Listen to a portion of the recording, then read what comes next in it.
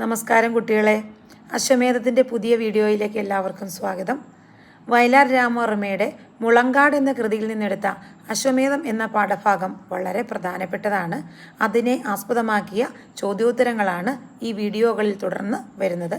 എല്ലാവരും ശ്രദ്ധിച്ച് കാണുകയും സബ്സ്ക്രൈബ് ചെയ്യുമെന്ന് പ്രതീക്ഷിക്കുന്നു. മനുഷ്യൻ്റെ സർഗശേഷി വിജയം നേടിയ ചരിത്ര മുഹൂർത്തങ്ങളെ കവി പരാമർശിക്കുന്നതെങ്ങനെ വിശദമാക്കുക. അശ്വമേധത്തിൻ്റെ ചോദ്യോത്തരങ്ങളിൽ രണ്ടാമത്തെ ഭാഗത്തിലേക്കാണ് കടക്കുന്നത്. ആദിമ മനുഷ്യൻ വാനരനെ പോലെ കാട്ടിൽ കഴിഞ്ഞുകൂടുന്നൊരു കാലം ഉണ്ടായിരുന്നു. വയലാർ രാമവർമ്മയുടെ മുളങ്കാട് എന്ന കൃതിയിൽ നിന്നെടുത്ത അശ്വമേധം എന്ന പാഠഭാഗത്തിൽ മനുഷ്യൻ്റെ സർഗശേഷി വിജയം നേടിയ ചരിത്ര മുഹൂർത്തങ്ങളെപ്പറ്റി പറയുന്നുണ്ട്. ആദിമ മനുഷ്യൻ വാനരനെ പോലെ കാട്ടിൽ കഴിഞ്ഞുകൂടുകയായിരുന്നു. അവൻ പ്രകൃതിയോട് മല്ലിട്ട് പടവെട്ടിയാണ് ജീവിത വിജയം നേടിയത് അങ്ങനെയാണ്.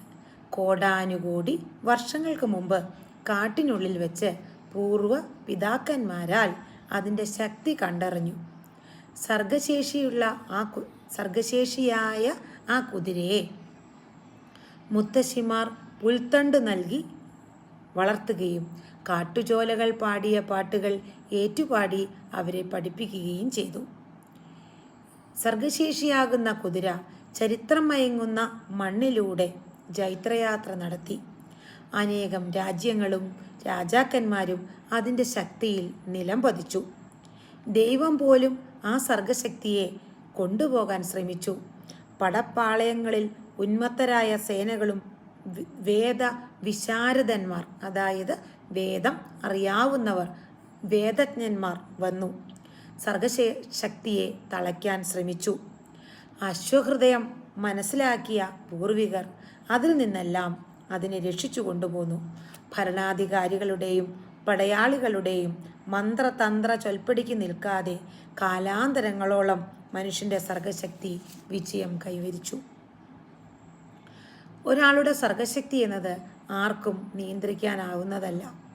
അതുതന്നെയാണ് വയലാർ രാമവർമ്മയുടെ മുളങ്കാട് എന്ന കൃതിയിൽ നിന്നെടുത്ത അശ്വമേധം എന്ന കവിതയിലും പറയുന്നത്.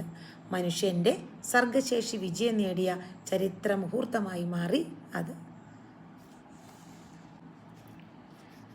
അടുത്ത ചോദ്യോത്തരത്തിലേക്ക്. അങ്കമാടി കുതിരയെ വീണ്ടെടുത്തണഞ്ഞു യുഗങ്ങൾ തൻ ഗായകർ. കവിതയിൽ അശ്വഹൃദയജ്ഞരായ പൂർവികർ സർഗശക്തിയെ വീണ്ടെടുക്കുന്നു. ആരിൽ നിന്നൊക്കെയാണ് അവർ സർഗശക്തിയാകുന്ന കുതിരയെ വീണ്ടെടുത്തത്? എങ്ങനെ നമുക്ക് കണ്ടെത്തി എഴുതാം? ഈ ചോദ്യത്തിലെ നമ്മുടെ നിരീക്ഷണമാവാം. ഇൻട്രൊഡക്ഷൻ മറക്കരുത്. 10ാം ക്ലാസ്സുകാരെ സംബന്ധിച്ച് ഇൻട്രൊഡക്ഷൻ ഒരു മാർക്ക് ഉള്ളതാണ്. നമ്മളത് കളയാൻ പാടില്ല.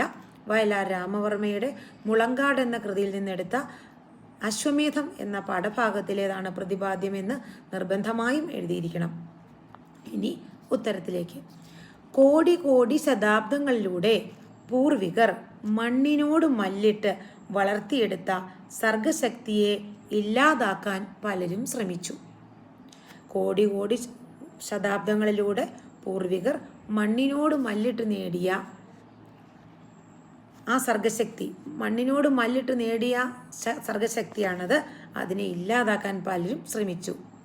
അതിലൊരു കൂട്ടർ ദൈവികത്വം കൽപ്പിച്ച് നടക്കുന്നവരാണ്.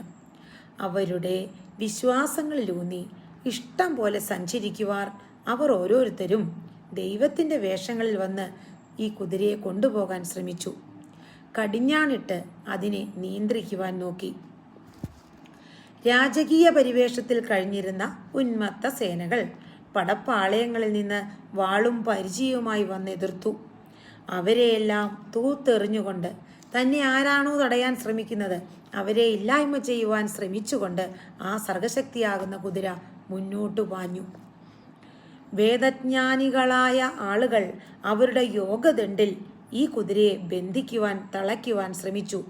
വിശ്വവിജയം നേടിയ പൂർവികർ അശ്വഹൃദയജ്ഞർ ആയിരുന്നതിനാൽ അവിടെ നിന്നെല്ലാം കുതിരയെ രക്ഷിച്ചു കൊണ്ടുപോന്നു.